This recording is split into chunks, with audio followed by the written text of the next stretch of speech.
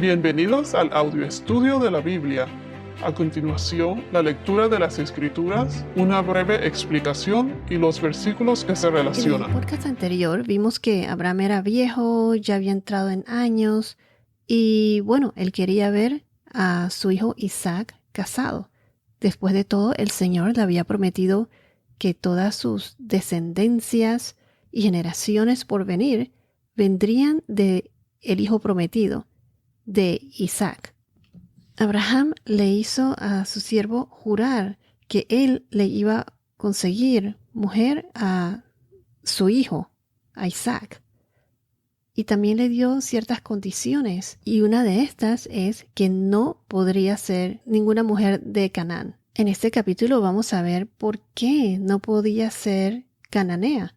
Pero antes de esto, él le dijo a su siervo, a su mayordomo, que de paso no se menciona su nombre.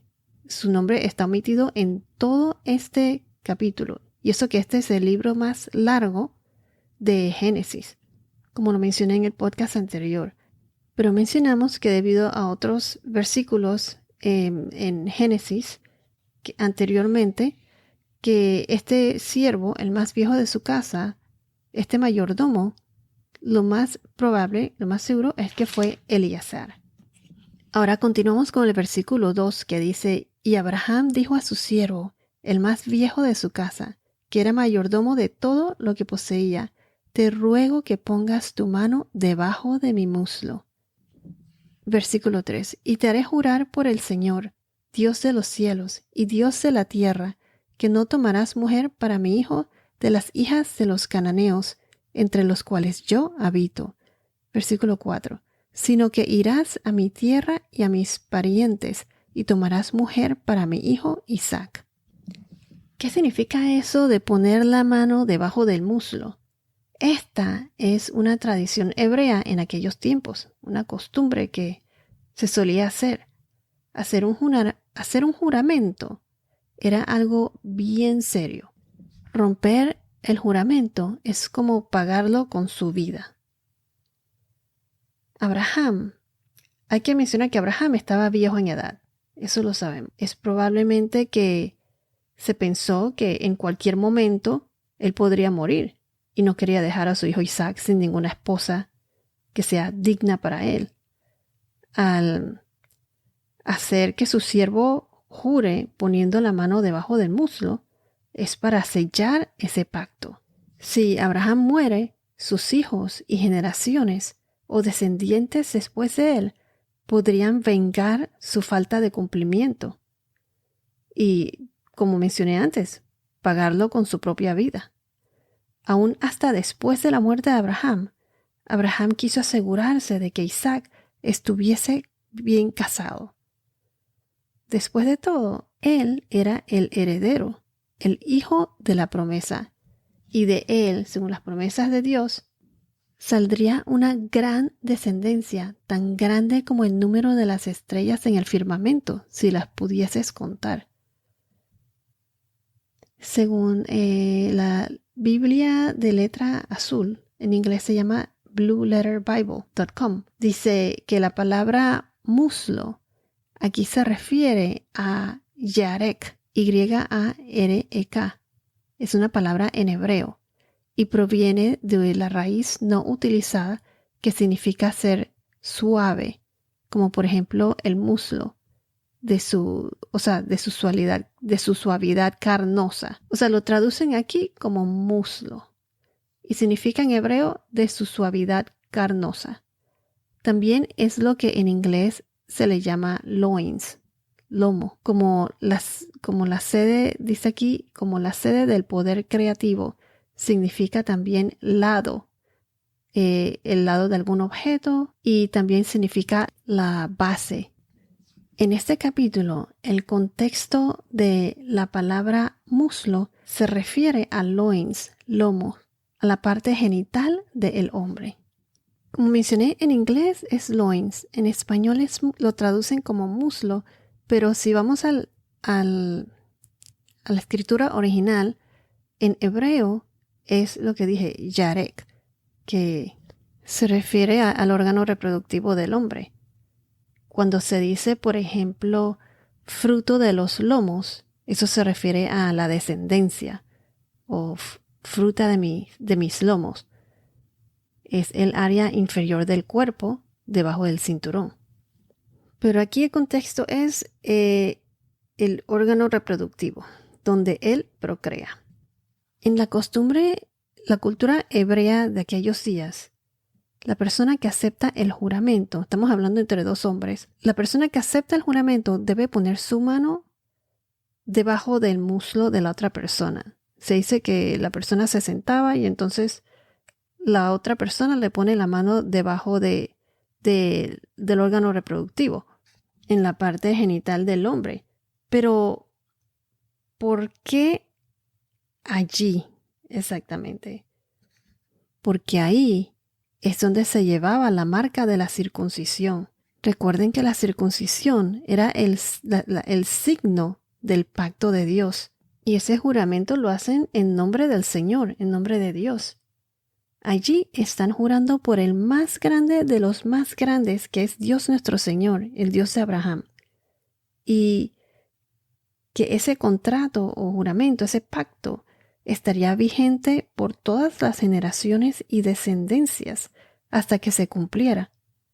Y si no se cumplía, si rompía este pacto, el siervo, al que vamos a llamar aquí Eleazar, el siervo pagaría con su vida. Este era el rito hebreo aquí en este capítulo.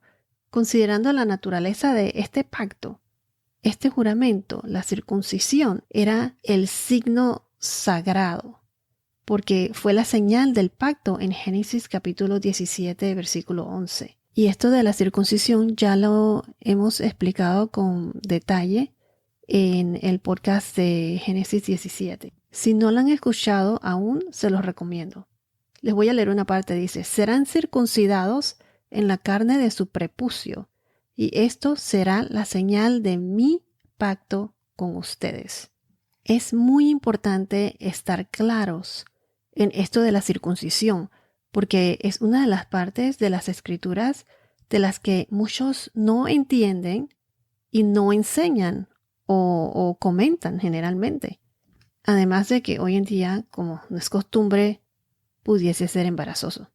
Entonces, en este rito, según unos comentaristas, la persona que inicia el juramento se sienta, así como se sientan los hombres con las piernas abiertas, así. Y la otra persona que acepta estar atado a ese juramento pone entonces su mano debajo del órgano circuncidado, o sea, por encima de la ropa, por supuesto, y jura.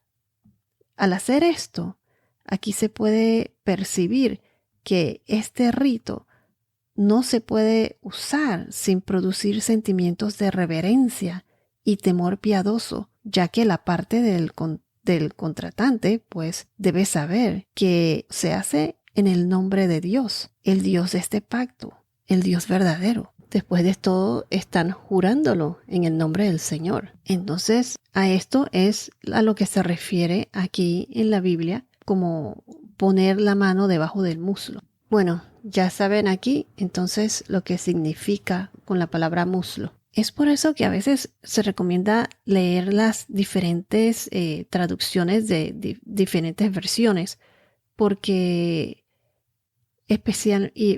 para poder saber en realidad exactamente cuál es el contexto y cuál es la palabra a la que se refieren. Y es por eso que uno trata de buscar pues en la Biblia la traducción hebrea o las traducciones más viejas y originales, porque a través de los años, lo que hace Dios, Satanás trata de destruir, ¿no? Y las versiones que han salido de la Biblia, todo eso, cada vez las cambian, las manipulan, y cambia completamente el contexto del mensaje. Es por eso que siempre uno debe tratar de recurrir a, cuando uno no está seguro o cuestiona algo, compararlo y recurrir a la versión original hebrea o griega del Antiguo Testamento o Nuevo Testamento. Como dije, Satanás siempre trata de hacer lo contrario para alejarnos a todos de la verdad, de alejarnos de Dios. Él es bien, ¿cómo se dice?, engañoso. Es muy importante entender también la cultura y la costumbre de aquella época, porque fue ahí cuando se escribió el Antiguo Testamento, para poder entender bien el contexto y el mensaje, porque el contexto es uno. Aplicaciones pueden ser un montón, pero el contexto es uno. Y los versículos se respaldan a sí mismos con los mismos versículos en la Biblia. No se deben respaldar con documentos fuera de la Biblia, porque así es como hacen las doctrinas en muchas otras religiones. No todas las religiones son iguales. Además, la Biblia no habla de religiones. La Biblia se enfoca en seguir a Cristo, a Jesús nuestro Señor.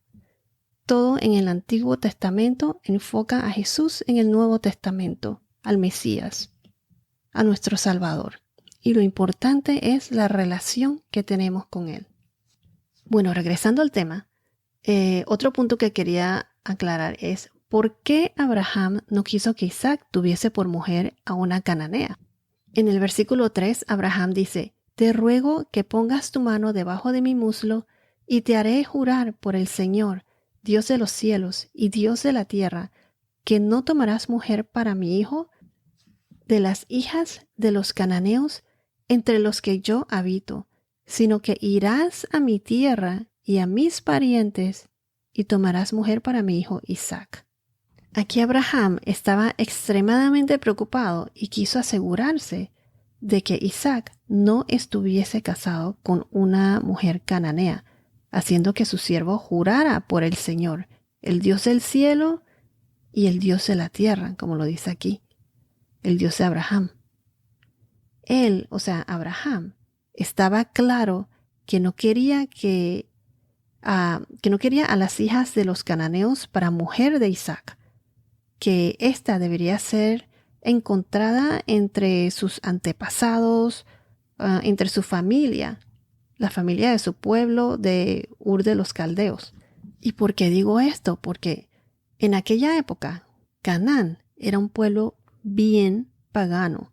No solo era disque Sodoma y Gomorra. Y al casarse con una mujer pagana, esto podía causar una influencia espiritual y moral y hasta cultural hacia Isaac. No eran costumbres compatibles y agradables al Señor. Miren lo que pasó con Salomón, el rey Salomón, que más adelante lo veremos. Él tuvo un montón de mujeres y concubinas y éstas adoraban a dioses paganos. Bueno, como decía, no eran costumbres compatibles y agradables al Señor y por lo tanto sería una pareja incompatible. Y cuando una pareja no es compatible, ¿qué es lo que pasa? Caos en el matrimonio. Esto lo podemos aplicar hoy día.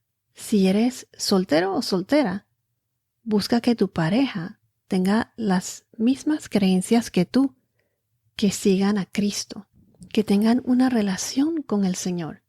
Aquí los cananeos adoraban a dioses falsos. Ellos tenían costumbres súper paganas y hasta sacrificaban a niños, practicaban incesto. Se dice que hacían actos sexuales en los bosques o en las montañas como manera de adorar a sus dioses, en frente de sus dioses. Algunos de los dioses paganos más conocidos que adoraban ellos eran Baal, B grande, A-A-L, y Asherah, A-S-H-E-R-A-H, Asherah. Esto era corrupción total. Se los voy a leer en Deuteronomio capítulo 7 versículo 3 dice, no contraerás matrimonio con ellos, no darás tus hijas a sus hijos, ni tomarás sus hijas para tus hijos, porque ellos apartarán a tus hijos de seguirme para servir a otros dioses.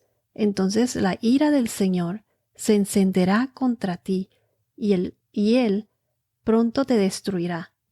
Pero así harán ustedes con ellos, derribarán sus altares, destruirán sus pilares sagrados, y cortarán sus imágenes de acera, y quemarán a fuego sus imágenes talladas. La imagen de la dios pagana Acera Bueno, en español Asera o se escribe Asherah. Esto es una advertencia contra la idolatría. Esto que aparece aquí en Deuteronomio. Vemos que Dios le prometió a Abraham la tierra en donde los cananeos habitaban. Recuerden que Abraham no tenía estas tierras. Estas tierras estaban habitadas todavía por los cananeos. Todavía Dios no se las había dado a Abraham. Y más adelante vamos a ver que Dios le da la victoria a los israelitas en la batalla en Jericó. Jerico. Cuando Dios le dijo a los israelitas que cruzaran el río del Jordán hasta llegar a la ciudad de Jericó en Canaán. Esto aparece en el libro de Josué capítulo 6, en donde habitaron ahí por un tiempo. Toda esta tierra se la dieron a los israelitas. Es el dicho en inglés from the river to the sea, desde el río hasta el mar el mar Mediterráneo. Los israelitas son el pueblo escogido por Dios y a ellos Dios les dio y les prometió estas tierras. Todo este conflicto que está pasando hoy en día en Israel, para los palestinos y todos ellos, todo esto, ¿de dónde se origina? Pues de aquellos tiempos, de los tiempos de la Biblia. Dios es el creador del universo, y Él le dio estas tierras al pueblo escogido, a su pueblo escogido, a Israel. A ellos les pertenece. El pueblo de Israel viene de la descendencia de la línea de Abraham. Y recuerden la promesa de Dios. El que los bendice serán bendecidos, y el que los maldice serán malditos. Es por eso que el apoyo se le debe dar a Israel. En Génesis capítulo 10, versículo 15-19, recuerden que los cananeos son descendencia de Canaán. Canaán, el hijo de Cam, C-A-M. Cam, el hijo de Noé. Cam fue el que vio la desnudez de Noé cuando Noé se embriagó y fue a contárselo a sus hermanos en Génesis capítulo 9, versículo 22. Noé, al despertar y saber lo que hizo Cam, su hijo menor, él maldijo a Canaán. O sea que él maldijo al hijo de su hijo, a Canaán, y a su descendencia. Dios dijo: siervo de siervos será para sus hermanos. Canaán será para sus hermanos. Las familias de los cananeos fueron esparcidas. El territorio de los cananeos se extendía desde Sidón rumbo a Gerar hasta Gaza y rumbo a Sodoma, Gomorra y otras regiones. Según Génesis capítulo 15 versículo 18 y Josué capítulo 1 versículo 4, la tierra que Dios le dio a Israel incluía todo lo que era desde el río Nilo en Egipto hasta el Líbano, de sur a norte, y todo lo que va desde el mar Mediterráneo hasta el río Éufrates, de oeste a este. En el mapa actual, la tierra que Dios ha declarado que pertenecía a Israel incluye todo lo que posee el Israel moderno, más todo el territorio ocupado por los palestinos, Cisjordania y Gaza, más parte de Egipto y Siria, más toda Jordania, más parte de Arabia Saudita e Irak. Por lo tanto, Israel posee actualmente solo una fracción de la tierra que Dios le ha prometido. El resto de su herencia probablemente aguarda el regreso del Mesías, Jesucristo.